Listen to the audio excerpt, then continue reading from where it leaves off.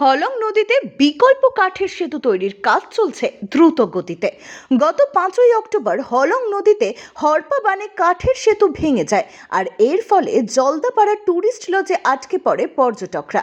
পরবর্তীতে তাদের উদ্ধার করে নিয়ে আসা হয়, আর এই কাঠের সেতু না থাকায় খুব সমস্যা উদ্ভব হয়, বিশেষত হলং নদীর ওপারে জলদাপাড়া ট্যুরিস্ট লজ, বন দপ্তরের কার্যালয়, বনকর্মীদের আবাসন রয়েছে। এতদিন নদীতে দড়ি ধরে তারা হলং নদী পারাপার করত। এছাড়া সাফারি টিকিট কাউন্টার ওপারে থাকায় জলদাপাড়া সাফারি এতদিন বন্ধ ছিল। এখন পুজোর সময় জলদাপাড়াতে প্রচুর পর্যটকদের আগমন হয়, আর হলং সেতু ভেঙে যাওয়ায় সাফারি বন্ধ।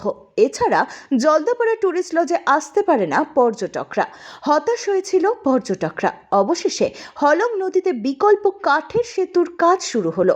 বন দপ্তরের আধিকারিকরা জানান, 1-2 দিনের মধ্যে কাজ কমপ্লিট হবে এবং সেতু দিয়ে যাতায়াত শুরু হবে।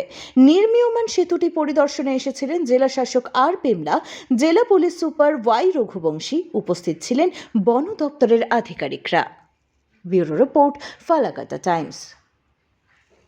আমরা দেখছি দ্রুত গতিতে আপনারা বিকল্প রাস্তা তৈরি করছেন, সেটা কতদিনে চালু হচ্ছে স্যার?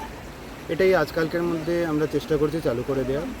এটা মেনলি হচ্ছে আপনার, যেহেতু আমাদের স্টাফ ভেতরে আছে, আমাদের AWLW ক্যাম্পাসটা ভেতরে, ওরা অনেক দিন ধরেই ওরা স্ট্যান্ডার্ড হয়েছিল ভেতরে, এটা কাট অফ ছিল পুরো।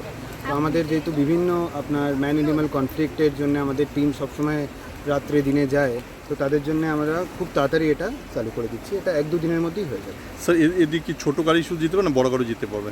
এই ব্যাপারে এই মুহূর্তে আমার কাছে কোনো খবর নেই, যখন আসবে আমি জানাবো।